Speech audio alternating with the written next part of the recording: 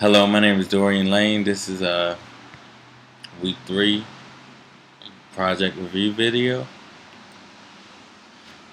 Things I had going on this week. What I found easy were the input hints for the text fields, and even uh, I take that back. It wasn't the easiest, but I implemented my way what I thought was a hint. I used I think it's the H6 header to put my hints in, but it left some gaps. So I was trying to mess with the margins and the border and the pattern, but I didn't want to mess with the alignment. I didn't know if it would mess with the alignment of my divs or not. So I really didn't want to get a chance to mess around with that. Um, the forms, all the form elements, I picked up on those pretty quickly. I didn't do any prompts. I didn't do any of those, but I did do the defaults, the good defaults.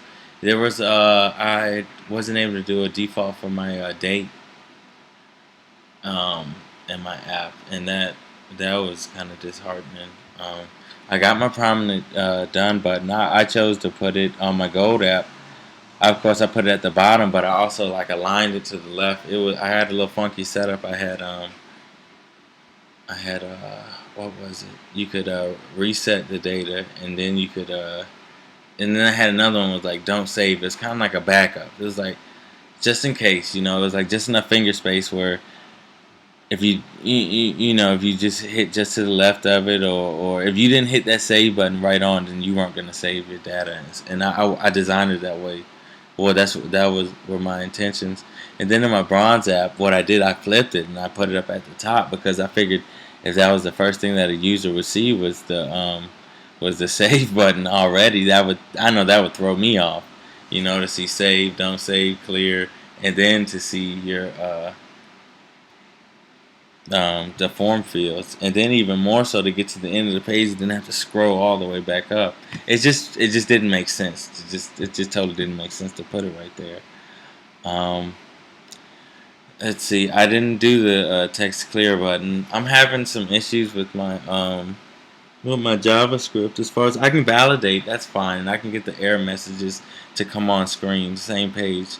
That's not an issue. But as far as just storing data into local storage is giving me all kinds of fits. And for that, I can't even display my data, which is even making it that much worse. So pretty much all I have is a visual body of work.